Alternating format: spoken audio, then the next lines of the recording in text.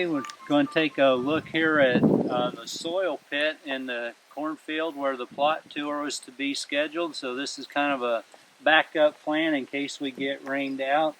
But we have a pit here that's about 3 feet deep, and you can kind of see on the soil profile we have close to a foot of darker black soil here. Probably the organic matter would be in the 3 to 4% range in this particular area.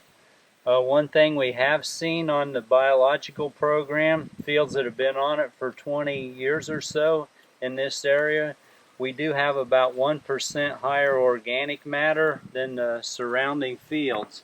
So just by working with the biology, doing a good job of crop residue decomposition, we have built or maintained organic matter at higher levels than some of the surrounding fields. Then once you get below that, we're into the subsoil. In this particular area is a fairly well-drained subsoil. You can see here the bulk of the root mass is right under the plants here, and we grow more roots with hairs on them in the aerobic zone, or the zone with oxygen. So you can see a pretty good root mass here right under the plant. You can see roots coming down here at a nice 30 to 35 degree angle. It was a little bit on the wet side at planting time, so it wasn't ideal, but roots did not hit a layer that restricted them or turned them, so the roots did keep going down. June was dry, so that should have been good conditions for growing roots deeper into the subsoil. You know, obviously in a 3-foot pit, we're not going to see just how deep the roots did go, but as you look down the profile here, there are a number of roots that are still active and white deeper into the profile here. So we know we've got good roots at least 3 feet deep, and you know, this year with the conditions that we had, I wouldn't be surprised if we have some roots 5 and 6 feet deep. In this area here, you can see some mixing of the soil profiles. Like right here, we've got a darker area here, and that's probably either a worm channel or a root channel that allowed organic matter and soil from up above to come down. So we do have mixing of the A horizon into the B horizon. So that's a real positive sign that we're getting some organic matter moved into the subsoil. And you know, that's nutrients for future use. That darker soil will have higher fertility content and obviously humic content as well. So it's good to see the mixing there, that we're getting that moved into the B horizon.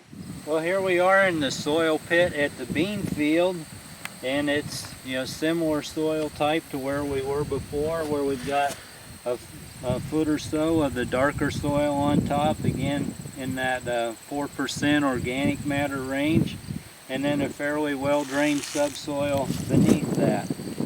And you know, looking here, we're a little bit further away from the where beans have been growing for a little bit, so we don't have a lot of active roots here. But you can see some roots coming in. Again, these have not been active for a while because the plants have been mowed off, but here you can see where nodules were on the roots. There's a fair amount of worm activity going through, that you can see wormholes going down. Here is a big night crawler hole right here, and you can see it brought up some clay soil and mixed it in with the darker soil on top. So that's a big night crawler channel there. That's a good sign. Right here you see some signs of decay going on, and that is in the aerobic zone, or the soil with oxygen. And as we get up here toward the top, this soil is more loose and crumbly. So again, that does note the aerobic zone. And it's about 3 inches deep here. get below that, the soil's a little more angular and blocky. Yeah, there's a fair number of soybean roots down here. You know, I mentioned that we did see some signs of soybean nodules on the roots, and those have to have an aerobic environment to thrive on. So they either happen in the aerobic zone or they find an old worm channel or root channel to grow down, and then you'll see nodules on those roots.